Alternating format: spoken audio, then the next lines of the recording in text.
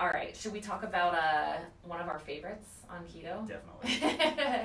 All right, we're gonna talk about fat coffee or keto coffee. Most of you are probably familiar. Keto goes hand in hand with intermittent fasting.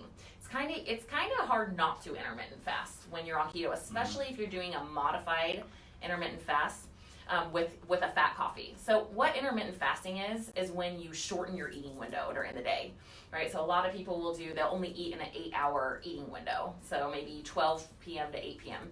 But I have my clients personally, like we do a modified one where you get to have your fat coffee whenever you want in the morning, right? And what that is you're putting healthy fats into your coffee. So if you're not familiar, that's like butter, ghee, MCT oil, coconut oil. What else we got? Those are the ones that I use. Those are the big hitters. Drop all that in, scrumptious. It's delicious. You whip it up in a blender. So like a go-to would be like a tablespoon of butter and start with like a half tablespoon of MCT oil or coconut oil. I can go a quarter teaspoon. Maybe a teaspoon, quarter teaspoon. If you have a sensitive gut, you don't want to get disaster pants from MCT oil, so work your way up.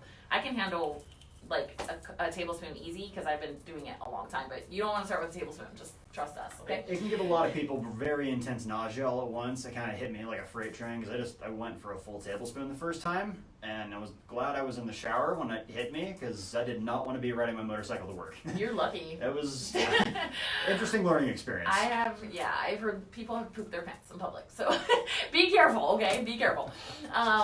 So the thing with the fat coffee that's so helpful is you're giving your body, you're setting yourself up for a win that day. Wheaties is not the breakfast of champions, okay? Like all these cereals and pastries and donuts and orange juice and anything we can think of that has sugar in it is the opposite of the breakfast of champions. You're setting yourself up for blood sugar highs and lows all day.